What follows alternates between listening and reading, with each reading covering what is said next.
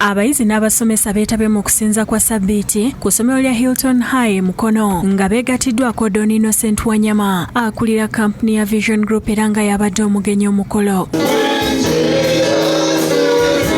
Asibiridde abayizi entanda okutwala buli kye bayize mu kiseera kino ng'ekikulu kubanga byakubayamba nnyo mu maaso gye balaga. Everything you do at school now is actually setting a foundation for what you're going to become much later. When I used to go at assembly and read news as an S1 student, when I used to edit school magazines in S3 and S5, I didn't know that I was developing life skills. Abakwasiza ebitabo ebikolebwa kampuni ya Vision Group eby'amasomo ag'enjawulo mu kalikulamu empya. Biology, physics and chemistry. Akulira essomero lino Gordon Katimbo yeebazizza Vision Group olw'ebitabo bye bawadde. Ebitabo bye twagula byali bya bika bingi naye specifically ebya New Vision byo ate byanjawulo nnyo.